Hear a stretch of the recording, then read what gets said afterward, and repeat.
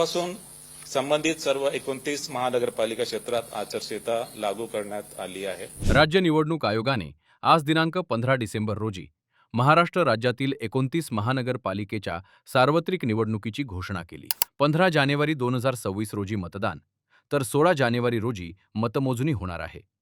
त्यामुळे सोमवारपासूनच निवडणूक आचारसंहिता लागू झाली आहे. जालना महानगरपालिकेच्या सार्वत्रिक निवडणुकीसाठीही 15 जानेवारी रोजी मतदान होणार आहे. निवडणुकीसाठीची अंतिम मतदार यादी आज प्रसिद्ध करण्यात आली आहे. जालना शहरात 16 प्रभाग असून 2,45,929 मतदार असून त्यात पुरुष 1,28,894 मतदार, तर 1,17,001 महिला मतदार आणि 34 तृतीयपंथी मतदार आहेत.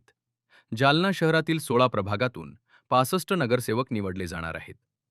अनुसूचित जातीसाठी 8 जागा आरक्षित ठेवण्यात आल्या असून त्यापैकी 4 जागा या महिलांसाठी आरक्षित ठेवण्यात आल्या आहेत. अनुसूचित जमातीसाठी 1 जागा आरक्षित असून ती महिलेकरिता आरक्षित ठेवण्यात आली आहे. ओबीसींसाठी 17 जागा आरक्षित ठेवण्यात आल्या असून त्यापैकी 9 जागा महिलांसाठी आरक्षित ठेवण्यात आल्या आहेत. तर खुल्या प्रवर्गासाठी 39 जागा आरक्षित ठेवण्यात आल्या असून त्यापैकी 19 जागा ह्या महिलांसाठी आरक्षित ठेवण्यात आल्या आहेत. दरम्यान निवडणूक आयोगाने महानगरपालिकेच्या सार्वत्रिक निवडणुकीचा कार्यक्रम जाहीर केला असला तरी महापौर पदाचे आरक्षण सोडत न निघाल्याने महापौर होण्यासाठी इच्छुक असलेली मंडळी प्रतीक्षेत आहेत.